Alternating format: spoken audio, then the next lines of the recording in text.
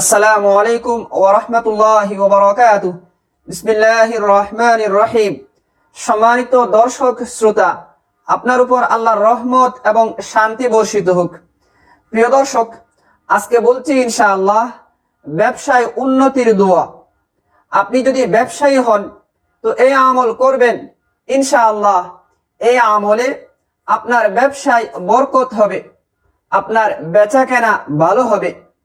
দর্শক, আপনি দিনের শুরুতে বা যখন আপনার ব্যবসা প্রতিষ্ঠান খুলেন, আপনি একজন দোকানদার, আপনি সকালে যখন দোকান খুললেন, দোকানে বসে, অথবা আপনি অনলাইন ব্যবসায়ী, আপনার ব্যবসা প্রতিষ্ঠান, কিংবা আপনি বাসাতেই আপনার ব্যবসা পরিচালনা করেন, তাহলে দিনের শুরুতে যখন আপনি আপনার অনলাইন ব্যবসা শুরু করছেন, দিনের শুরুতে, তখন সর্বপ্রথম এই আমলটা করে নেবেন।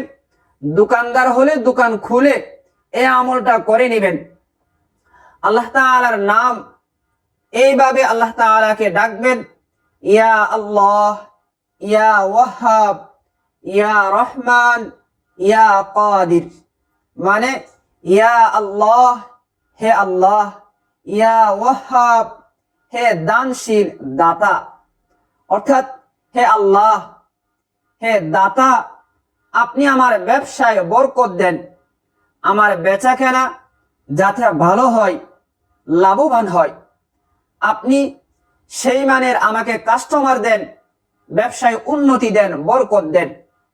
ইয়া আল্লাহ, ইয়া ওয়াহাব, ইয়া ওয়াহাব মানে হে দানশীল দাতা। ইয়া রহমান, হে দয়াময়। ইয়া কাদির, হে সক্ষম কুদরতওয়ালা, যার কুদরত, যার ক্ষমতা আছে। আল্লাহ, আল্লাহ দানশীল দাতা, দয়াময়, এবং আল্লাহর কুদরত, ক্ষমতা, সক্ষমতা আছে। সুতরাং আল্লাহ চাইলেই আপনার বেচাকেনা লাভবান করতে পারেন, ব্যবসায় বরকত উন্নতি দিতে পারেন। অতএব এটা অত্যন্ত সহজ আমল। আমি আবার একটু স্লোলি বলছি, খেয়াল করেন।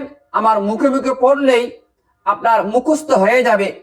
ইয়া আল্লাহ, ইয়া ওয়াহাব, ইয়া রহমান, ইয়া কাদির।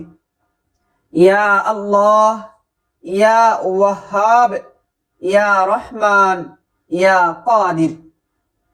এটা 300 বার পড়বেন।